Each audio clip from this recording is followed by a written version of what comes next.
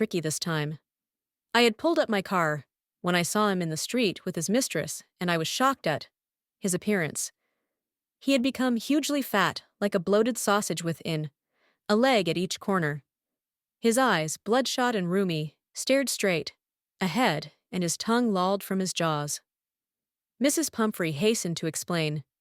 He was so listless, Mr. Harriet. He seemed to have no energy. I thought he must be suffering from malnutrition, so I have been giving him some little extras between meals to build him up, some malt and cod liver oil, and a bowl of Horlicks at night to make him sleep. Nothing much, really. And did you cut down on the sweet things as I told you? Oh, I did for a bit, but he seemed to be so weak I had to relent. He does love cream cakes and chocolates, so I can't bear to refuse him. I looked down again at the little dog. That was the trouble. Tricky's one only fault was greed. He had never been known to refuse food. He would tackle a meal at any hour of the day or night, and I wondered about all the things Mrs. Pumphrey hadn't mentioned. Are you giving him plenty of exercise? Well, he has his little walks with me, as you can see, but Hodgkin, the gardener, has been down with lumbago, so there has been no ring throwing lately. I tried to sound severe. Now I really mean this. If you don't cut his food right down and give him more exercise, he is going to be really ill. You must harden your heart and keep him on a very strict diet. Mrs. Pumphrey wrung her hands.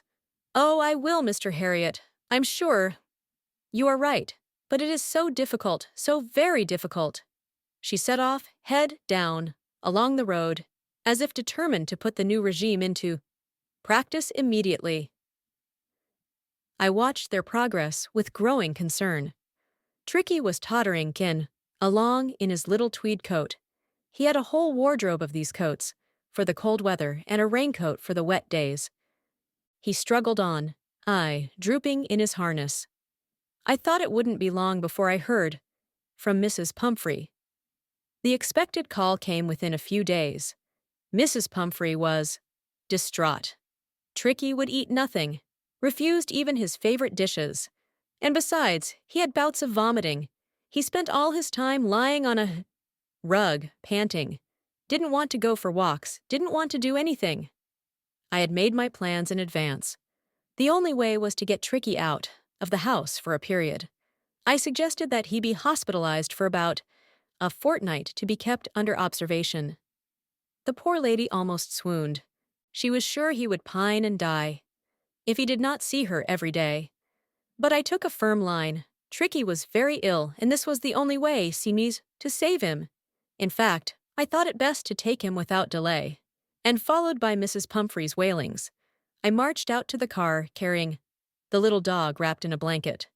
The entire staff was roused, and maids rushed in and out, bringing his daybed, his nightbed, favorite cushions, toys, and rubber rings. Breakfast bowl, lunch bowl, supper bowl. Realizing that my car would never hold all the stuff, I started to drive away. As I moved off, Mrs. Pumphrey, with a despairing cry, threw an armful of the little coats through the window. I looked in the mirror before I turned the corner of the drive. Everybody was in tears. Out on the road, I glanced down at the pathetic little animal gasping on the seat by my side.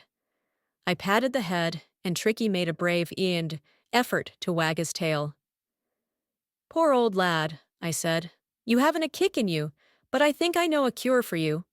At the surgery, the household dogs surged round me. Tricky looked down at the noisy pack with dull eyes, and when put down, lay motionless on the carpet. The other dogs, after sniffing round him for a few seconds, decided he was an uninteresting object and ignored him. I made up a bed for him in a warm, loose box next to the one where the other dogs slept. For 2 days, I kept an eye on him, giving him no food but plenty of water.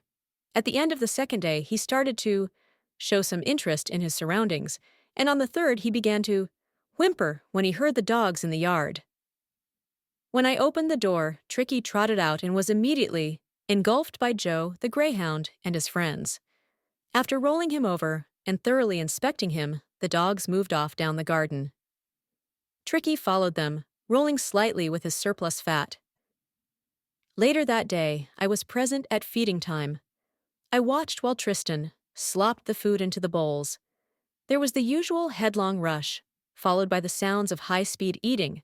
Every dog knew that if he fell behind the others, he was liable to have some competition for the last part of his meal.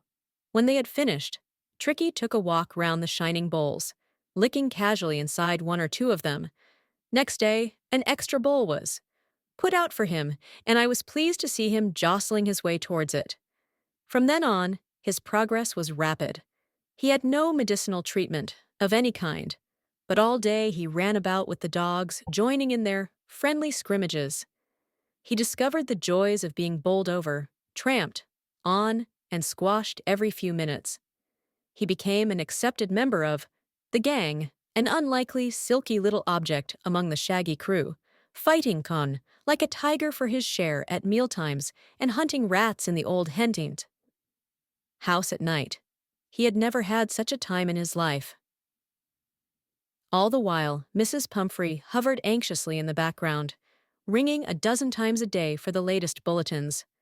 I dodged the questions about whether his cushions were being turned regularly or his correct coat worn according to the weather. But I was able to tell her that the little fellow was out of danger and convalescing rapidly. The word convalescing seemed to do something to Mrs. Pumphrey.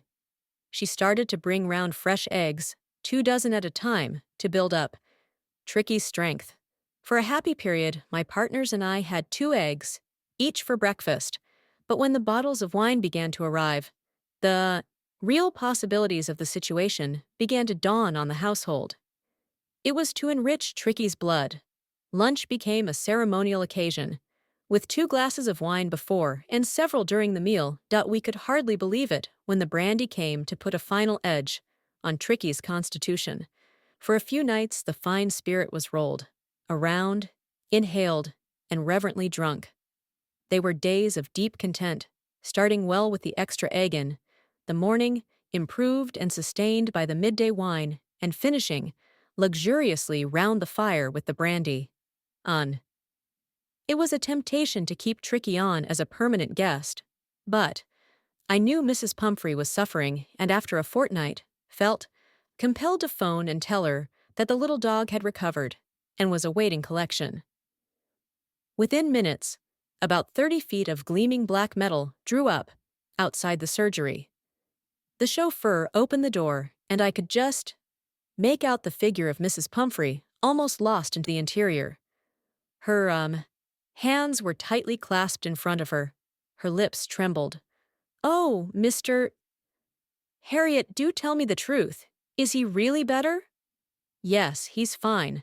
There's no need for you to get out of the car. I'll go and fetch him." I walked through the house into the garden. A mass of dogs was hurtling round and round the lawn, and in their midst, ears flapping, tail waving, was the little golden figure of Tricky. In 2 weeks, he had been transformed into a lithe, hard-muscled animal. He was keeping Indine up well with the pack, stretching out in great bounds, his chest almost brushing the ground. I carried him back along the passage to the front of the house.